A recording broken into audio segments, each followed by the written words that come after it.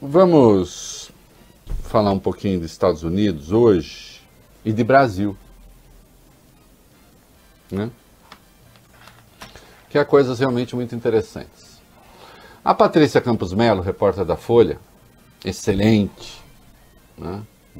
Grandíssimos serviços prestados ao jornalismo brasileiro, trouxe à luz um telegrama reservado que o Nestor Foster, que é o encarregado da Embaixada do Brasil nos Estados Unidos, a gente ainda está sem embaixador, provavelmente será ele, né? Mandou para o Brasil sobre o que acontece nos Estados Unidos. É assombroso. É assombroso porque isso dá conta da profundidade da crise do governo brasileiro. Nós estamos tendo um problema de descolamento da realidade. Grave, já está custando caro ao país, vai custar ainda mais caro. Não se trata de divergência sobre isso ou aquilo. Vejam só, eu assinei um manifesto que nada tem de ideológico, no seguinte sentido: há lá gente que é de esquerda, há lá gente que é de direita, há lá gente que é de centro, há lá gente que... enfim. Há lá gente que quer bastante Estado na economia, há outros, como eu, que só querem o Estado necessário, saúde, educação, segurança pública e mais uma coisinha ou outra, e o resto não. Enfim, então temos divergências muitas. O que é que nos une? A defesa da democracia, da Constituição, do Estado de Direito e, acho eu, apego à realidade. Não se deixar, não viver numa realidade paralela. Não há nada mais perigoso, você que me ouve, do que você abrir uma janelinha aí no seu cérebro, achando que alguém está conspirando contra você ou conspirando contra o mundo. Se você abrir essa janelinha perigosa, aí a sua vida passará a ser correr atrás de indícios que justifiquem essa janelinha que você abriu. De sorte que todo fato que apareça indicando que você está errado, você atribui à conspiração. Não, é a conspiração que está tentando me afastar da verdade. E tudo aquilo que você não vê, na verdade, tudo aquilo que não acontece é prova de que você está certo. É uma doideira. Isso acontece na política, isso acontece na vida pessoal. Há um romance notável no Brasil sobre isso. Dom Casmurro, né? Momento cultural. O amante, o marido, ele tem a certeza de que está sendo traído pela mulher. Estou falando do Bentinho e da Capitu. Ele não lida em nenhuma hipótese com a possibilidade, ele não lida em nenhum momento com a possibilidade que ele possa estar errado. Portanto, todas as evidências que possam aparecer contrariando a sua tese, ele considera, na verdade, que são tentativas de afastá-lo da verdade, porque ele já formou uma convicção a respeito. Não importa a realidade. Você pode fazer isso na sua vida privada, você pode fazer isso na vida pública.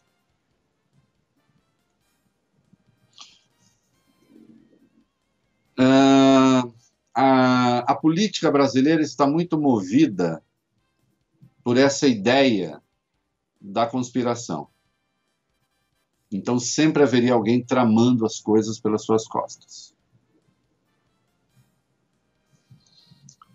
Nós temos um pensador, que está fora do Brasil, que conseguiu criar uma teoria e arrastar um monte de gente para ela, segundo a qual o comunismo internacional, seja lá o que isso signifique, pouco importa onde ele esteja, hoje em dia eles pretendem que seja a China, estaria tramando, né, estaria operando para dominar o mundo e teria seus tentáculos. Não importa que as evidências digam o contrário. Eles vão buscar aquilo que referenda só o seu ponto de vista. Nós recebemos esse telegrama, nós como país, do Foster, fazendo uma análise do que estaria em curso nos Estados Unidos. Preste atenção aqui, porque, no fim das contas, o Foster nem está falando dos Estados Unidos, ele está falando do Brasil. Por que eu estou falando isso? Quer ver? Oh, meu Deus, agora resolveu ficar saltando um monte de coisa na minha tela aqui.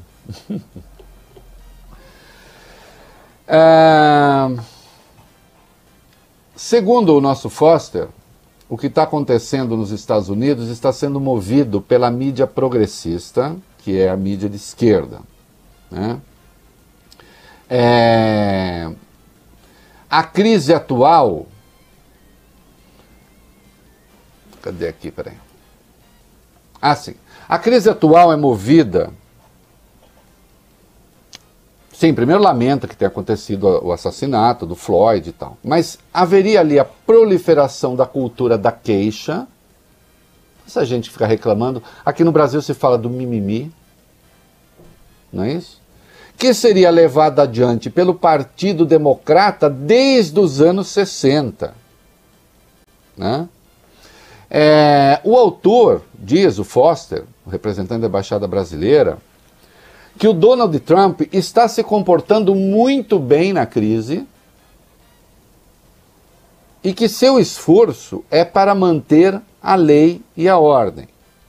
Aí ele ataca os governadores democratas que não estariam fazendo a coisa direito, põe em dúvida que os negros sejam alvos preferenciais da polícia nos Estados Unidos, diz que os antifas, ou movimento antifa, na verdade, tem o objetivo de abolir o capitalismo e que adere a táticas fascistas do fascismo europeu e que seu modus operandi, e que busca, na verdade, destruir a democracia americana. Com, insisto, elogios ao desempenho do Donald Trump. Olha aqui. O Trump está sendo atacado nos Estados Unidos, está sendo criticado nos Estados Unidos pelo George W. Bush, republicano, ex-presidente. Também, claro, pelo Barack Obama. O James Mattis, seu ex-secretário de Defesa, um conservador, concedeu uma entrevista dizendo que é a primeira vez na história que um presidente dos Estados Unidos atua para dividir os Estados Unidos, não para juntar os Estados Unidos. Chama o comportamento do Trump de infantil. Não obstante, o nosso representante da nossa embaixada ousa criticar o que ele chama de progressismo dos Estados Unidos, critica a mídia americana e estaria havendo um grande complô da mídia americana contra o Trump. Reparem que ele não está falando dos Estados Unidos, ele está falando do Brasil. Ele não está falando do Trump, ele está falando do Bolsonaro. É gente que escolheu, que abrir a janelinha da conspiração. Então pouco importa a realidade. Pouco importa os números nos Estados Unidos, evidenciando sim que a discriminação contra os negros é clara, irrefutável. Que a polícia é especialmente violenta com os negros, sim. Que isso piorou durante o governo Trump.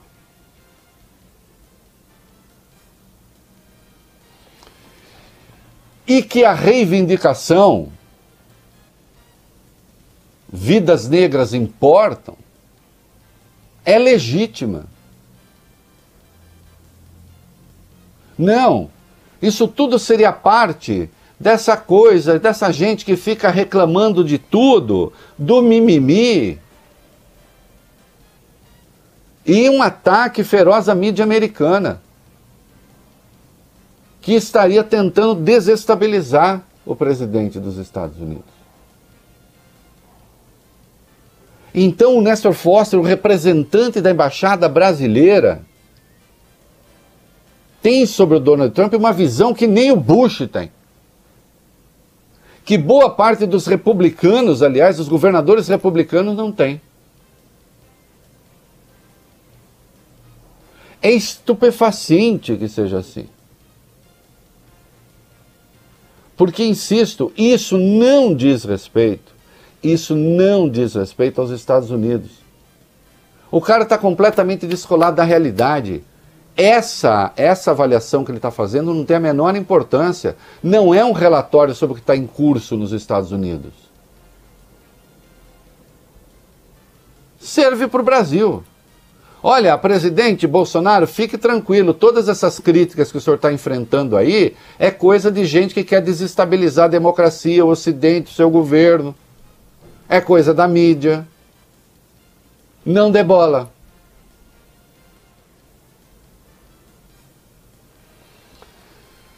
Evidentemente o Foster não deve ter mandado, duvido que tenha mandado, para o governo brasileiro uma mensagem importantíssima das Forças Armadas Americanas do dia 2, está aqui na minha tela, os comandantes militares dos Estados Unidos, olha que coisa interessante, assinaram um documento, depois vou publicar no meu blog, dizendo que elas têm um juramento nas Forças Armadas, que é a subordinação à Constituição dos Estados Unidos, que eles lembram é fundada no princípio essencial de que todo homem e toda mulher nasce livre, igual, tem direito à dignidade e a ser tratada com respeito. Isso aqui está num documento assinado pelos comandantes das Forças Armadas dos Estados Unidos, das 3 forças e das Forças Especiais. E que elas, Forças Armadas, servem à Constituição, que garante esses valores.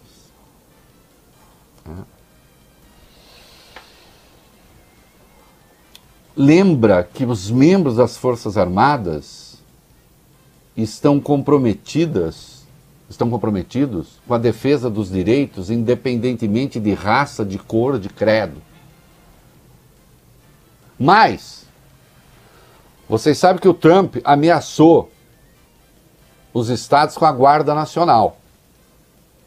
A Guarda Nacional nos Estados Unidos, elas estão subordinadas às Forças Armadas, compõem a defesa do país, mas elas, por exemplo, não atuam em guerra, elas atuam apenas em questões internas, são formadas por forças reservistas, estão estacionadas em todos os estados, mas lembram os comandantes militares dos Estados Unidos, elas estão sob o comando dos governadores.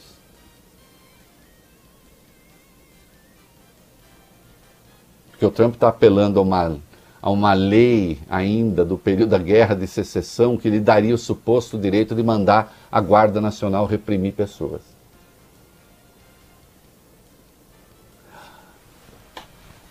Sim, há um presidente aloprado lá também. O nosso representante na embaixada resolveu se solidarizar com o presidente aloprado deles. Mas lá nós temos, ou eles têm, forças armadas cujos comandantes, em vez de ameaçar a população com golpe, em vez de sobrevoar a esplanada dos ministérios de óculos escuros e veículo militar, e helicóptero militar, não.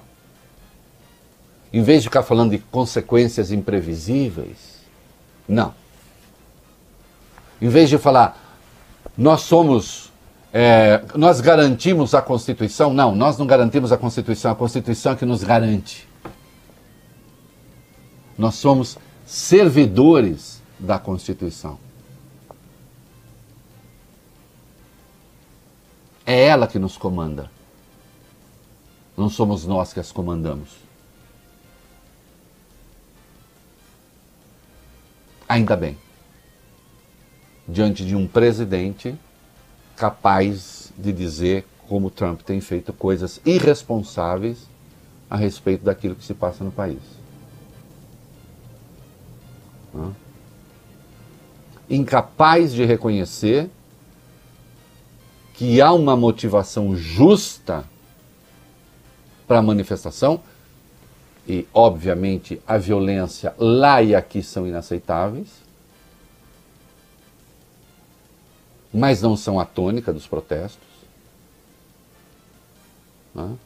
Num momento em que o país, lá e o mundo, portanto em qualquer lugar, vive uma crise inédita.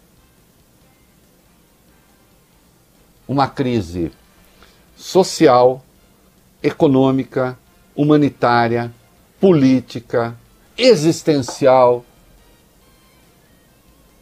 e que requer do governante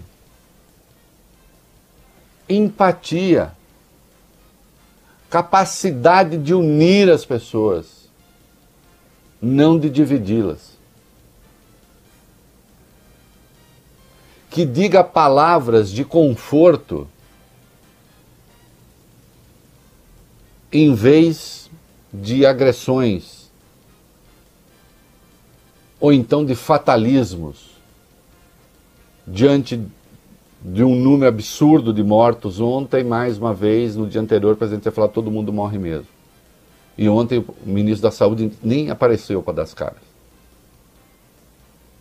Zero. Não há empatia. Governa-se contra as pessoas e não a favor delas. Governa-se de forma reativa, reagindo a adversários em vez de procurar abraçar e unir as pessoas. Resultado: Trump tem o que tem lá, né? Aqui no Brasil, torcendo sempre para que as pessoas se mantenham dentro do espírito da lei e da ordem, no sentido de não praticar ilegalidades na defesa de direitos. Mas aqui o que tem um presidente que fica obrigado a cair nos braços de picaretas que agora vão lotear o seu governo para tentar garantir que ele não caia.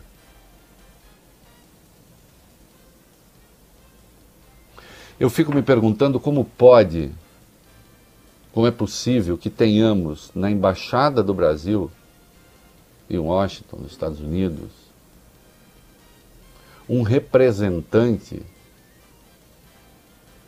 que, em vez de reportar o que está acontecendo, submete os fatos a uma análise ideológica de grupelho, que inclusive desinforma o governo brasileiro sobre a dimensão daquela crise. Porque está aí. Estão aí as Forças Armadas dos Estados Unidos falando e dizendo ao presidente: fique no seu lugar porque nós estamos com a Constituição. Um ex-secretário de Defesa acusando o presidente de divisionismo, que é a acusação mais grave que se pode fazer a um presidente nos Estados Unidos. O nosso representante, como se vê, mais realista, acho, do que o trumpista, né? mais trumpista do que aquele mais fanático. O que demonstra descolamento da realidade. Esse é hoje um problema no Brasil. Descolamento da realidade. E por falar em Estados Unidos, então, vamos dar sequência, Bob Furuia. Vamos, Reinaldo. Hoje com as coisas do dia lá. Vamos lá. Uma cerimônia hoje em memória de George Floyd, morto asfixiado por um policial na semana passada, reuniu novamente milhares de pessoas em Minneapolis, nos Estados Unidos. Organizado pela família de Floyd, o memorial teve início às 3 da tarde no horário de Brasília. Outras cerimônias estão marcadas para o sábado em Rayford, na Carolina do Norte, onde moram outros familiares de Floyd, e na segunda-feira em Houston, no Texas, onde ele nasceu. Ontem, manifestantes que participam de atos contra o racismo voltaram a desafiar o toque de recolher em várias cidades dos Estados Unidos. Mais de 10 mil prisões aconteceram desde o início dos protestos. O número de prisões vem crescendo nos últimos dias à medida em que aumenta o efetivo da polícia nas ruas para colocar em prática o toque de recolher que vigora em 40 cidades americanas. Tá aí, não vai passar tão cedo. Os toques de recolher têm sido ignorados e muitas vezes a polícia ali, cada estado reage de uma maneira, com muitas prisões. Depois as pessoas são soltas. Às vezes a polícia se vê na contingência de tolerar, né? Uma pesquisa de opinião feita nos Estados Unidos, 70% da população, raramente se conseguiu isso, 70% da população defende as manifestações. 70% defendem as manifestações. 50% acham que o Trump está lidando muito mal com o assunto. Só 34% acham que está lidando bem. Não é? Eu tinha falado do Metz, a frase inteira dele aqui, né? Donald Trump é o primeiro presidente da minha vida que não tenta unir o povo americano. Nem finge tentar. Em vez disso, ele tenta nos dividir, né? As instruções dadas pelos departamentos militares a nossas tropas antes da invasão da Normandia lembravam os soldados que o slogan nazista para nos destruir era divida e conquiste. Nossa resposta americana é: na união há força. Precisamos convocar essa unidade para superar essa crise, confiante de que somos melhores que nossa política. Se quiserem, pode adaptar isso cá para a situação interna também, né? E sim, há um pânico de que a coisa chegue aqui. Não adianta, já chegou. Já chegou aqui, já chegou na Grã-Bretanha, já chegou em todos os lugares, no Reino Unido. Na Europa como um todo. Como diz a frase de um velho filme, fogo não atravessa os mares, ideias atravessam. E no caso dos Estados Unidos, não fosse o canal do Panamá, nem mar precisaria atravessar. Fábio Cuba? Sim. Protestos, repercussão. Vamos lá. O ex-presidente dos Estados Unidos, Barack Obama, incentivou ontem os jovens que lideram os protestos antirracistas iniciados após a morte de Floyd a continuarem a realizá-los. Obama disse ainda que o movimento reflete uma mudança de mentalidade sem precedentes na história do país. O democrata ressaltou que, embora alguns protestos tenham sido manchados pelas ações de uma minoria que se envolveu em violência, a maioria dos americanos ainda acredita que são justificados. Algo que, segundo ele, não teria acontecido há 40 ou 50 anos. Obama complementou ao dizer que está acontecendo uma mudança de mentalidade e um maior reconhecimento de que se pode fazer melhor. George W. Bush também falou. O republicano disse que os Estados Unidos devem examinar suas falhas trágicas para acabar com o racismo estrutural do país. Aspas para ele. Essa tragédia, que faz parte de uma longa lista de tragédias semelhantes, levanta uma questão que deveria ter sido levantada antes sobre como acabar com o racismo estrutural em nossa sociedade. É hora de os Estados Unidos examinarem seus trágicos fracassos. Ex-presidente democrata Bill Clinton também falou, afirmou que é impossível não sentir luto pela família de Floyd e raiva e repulsa e frustração. Disse ainda que a morte de Floyd é um lembrete doloroso que a raça de uma pessoa ainda determina como ela é tratada em todos os aspectos da vida americana. Tá aí. Aliás, o Bush empregou a expressão racismo estrutural, é justamente contra isso que o Foster se levanta. Ele disse assim que a mídia americana trata os Estados Unidos como se houvesse racismo estrutural lá, o que ele nega. Ele nega. Um republicano como Bush, acho que insuspeito de esquerdismo, reconhece a existência de racismo estrutural nos Estados Unidos. Mas não Foster. Porque, afinal de contas, ele pertence ao grupo dos iluminados pelo auto-intitulado filósofo Olavo de Carvalho, que dizem que esse papo de racismo é só, na verdade, uma das feições que o comunismo assumiu para tentar dominar o mundo.